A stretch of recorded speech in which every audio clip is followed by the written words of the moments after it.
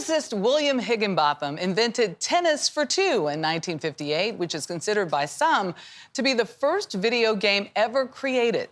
Then there was Atari's Pong in the 1970s. The concept of virtual sports has since evolved into a genre of sports video games with their own tech, culture, and plenty of star power to fuel the fans. And one of the most successful companies in this field, 2K Games, is adding a new iteration of that concept to their roster.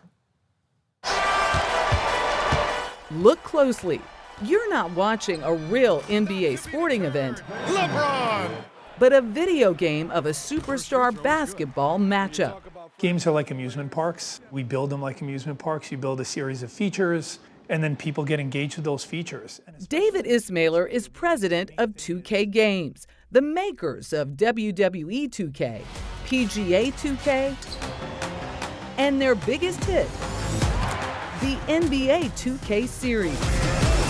We moved here in 2007. And what is this place? This used to be a military base. We met up at their headquarters in Novato, California.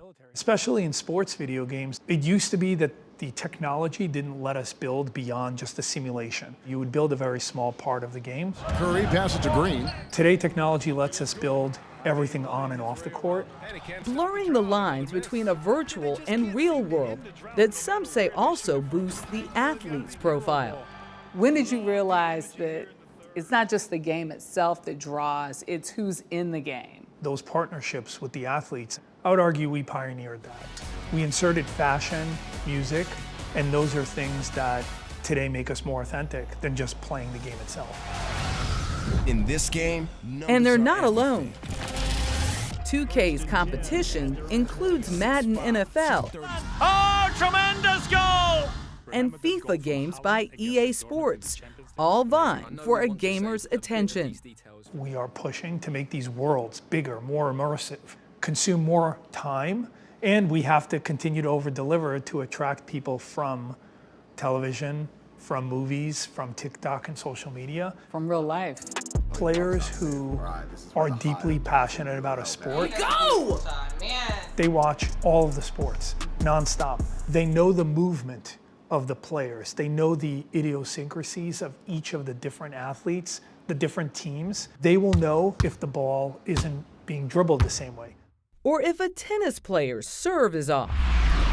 Their latest venture is a relaunch of their tennis game, Topspin, featuring legends like Serena Williams and Roger Federer, and new talent like Naomi Osaka and Frances Tiafoe. We caught up with him at the Miami Open last month. Man, this is nuts. Where he got a first look at Topspin 2K's launch trailer. That is fire. Man, that's an honor, it surely is. While Tiafoe didn't have much time for video games growing up, Oh, whoa. he recognizes their potential to inspire kids. What are you hoping to do with the reboot? Make something that's cool, right? I mean, I think that's the whole idea behind it.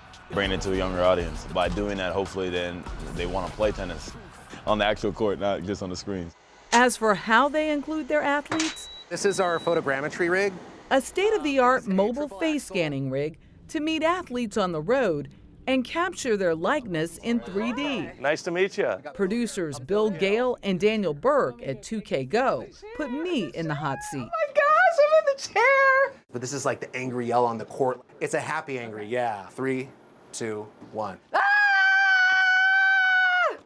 I like how you verbalized it. That's amazing. Using up to 78 cameras to photograph every muscle, vein, and pore. This is just one layer of everything you do to make. Yeah, this is basically the first step to get someone's likeness into the video game, right? It starts with the photography, and then that data is given to our CG team, and they basically use software to compile it together. A few moments later. So yeah, Michelle, here you are in all its digital glory. Wow.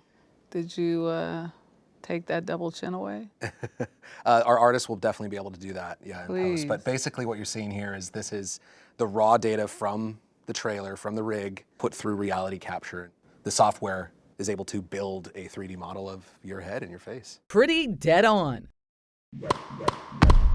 Realism that's also achieved through motion capture, recording on video the likes of, say, a Roger Federer to perfect his digital avatar. You basically have all the major sports represented. Seattle University media professor Chris Paul teaches courses on video games.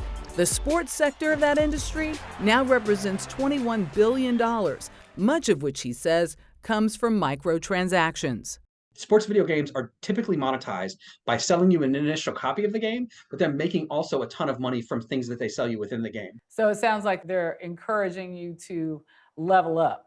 Yeah, and they're charging you for it. And each year it gets a little bit harder or a little bit more expensive, right? It's a way that they can disassociate the initial price from the amount of revenue they get from the game. And other sectors of the gaming industry are really jealous of that because it's become a norm in sports video games that anytime it tries to get ported into other video games, it gets sticky and doesn't necessarily work well.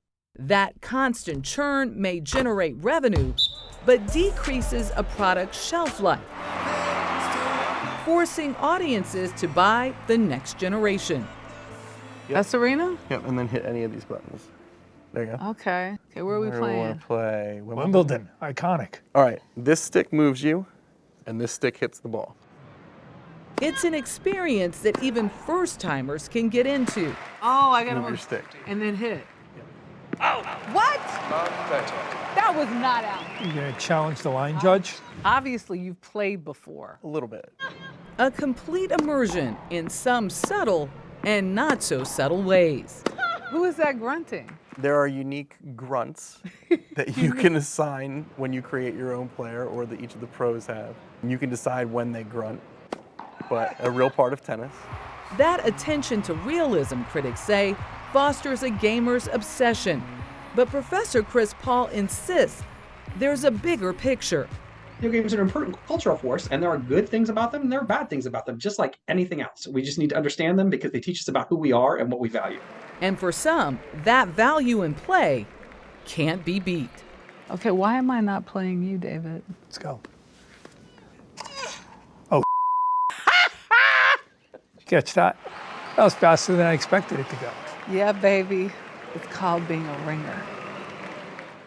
Being a ringer. That's right. I may have been a beginner starting, but, came through in the end. I tell you, there are more sports being added to this roster. The realism, as you said, incredible. NHL, UFC, Formula One, you name it. The sky seems to be the limit. I walked downstairs the other day into our basement, and Jack was playing a baseball video game. I thought it was a real game. It's unbelievable. On It television. really is. And it's a big screen, too. It took me a second to figure it out. Absolutely amazing. Hours and hours and hours go into this, and it's constantly Although, to the next gen. I'm not sure I'm ready for Michelle Miller, the video game. I am. I'm very ready. Get ready, Jeff. I want Get that. ready.